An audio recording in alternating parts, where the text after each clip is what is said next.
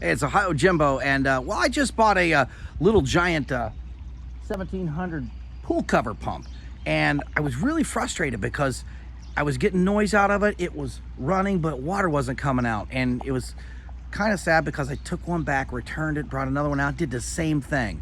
So obviously an issue. So what I've done here is I've put together a video to show you the resolve for that. This will help you if you've got that same problem with a little giant pool cover pump that's running but not pumping out water. It's called an Airlock, and I'm going to show you how to fix it right now.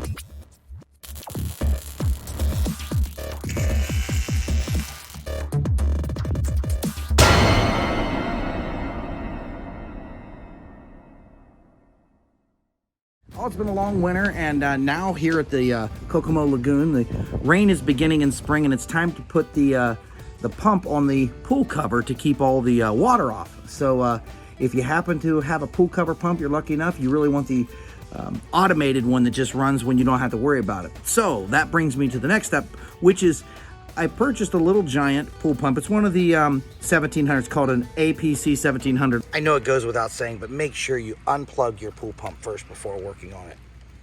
And the problem they have is a lot of them do this. They start running, but they won't pump water. It's because they have an airlock. There's 5 screws around this whole thing. So the 5 screws are all the way around here. Take those screws out, take this top, slide this off. Now you have the tendency to think, oh, well, I'm gonna have to go in here and take these screws off. You don't have to take anything else off, just stop right there.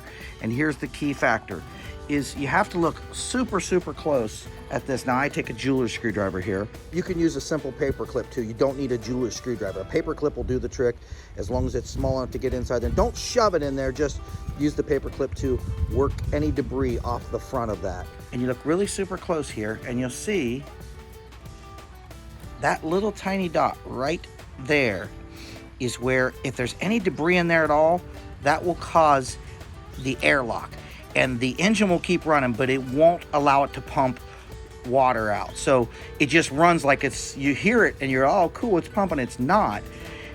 Look at your end of your hose, or if you have a discharge area, feel the hose and see if it's vibrating as water's coming through. If not, take this cover off and clear off this thing right here, because this is probably your issue.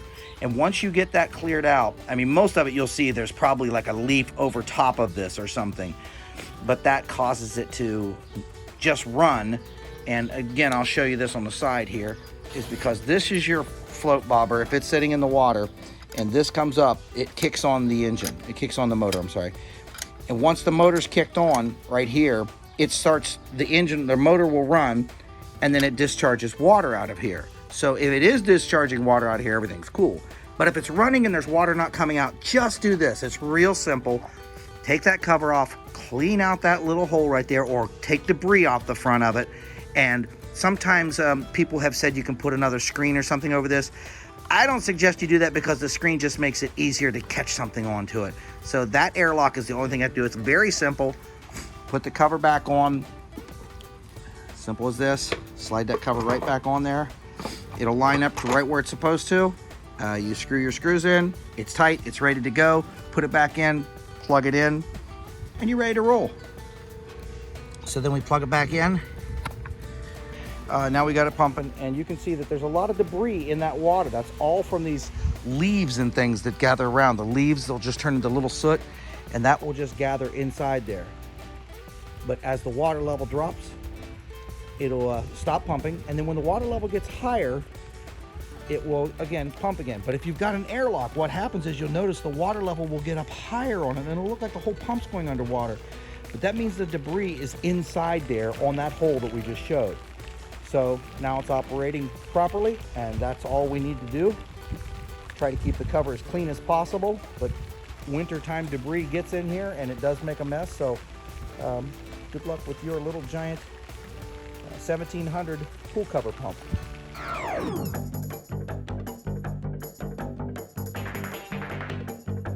Did want to make a little bit of a side note too. If you have a pool cover, this is an in-ground pool, and we have this the hose that runs out of. I have a separate hose that runs over here. This is not the hose that's going out, but the dark green hose here goes out, and I have it running. It goes beneath the gazebo, and if you can see, it's right here, and it runs from this point, it goes underground. Now, it doesn't work in the winter, obviously, and you don't want to do that in the winter. It goes out to that stream out there. So as long as that is lower than the pool, once the pump stops pumping, you can see that it just continues to suck the water out because it's actually acting as a siphon.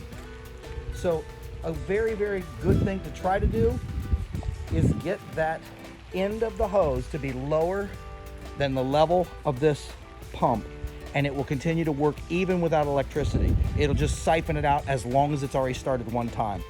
So once it finishes, instead of continuing to pump until it dries like this, goes completely dry, that's a siphon reaction. So it's a very cool tip if you have that hose lower at the end than you do at the level of the pool.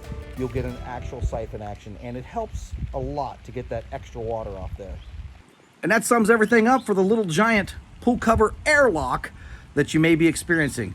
It's a great pump. It's a great pump. You just got to kind of pay attention to that. So it's Ohio Jimbo, and hope to see you soon.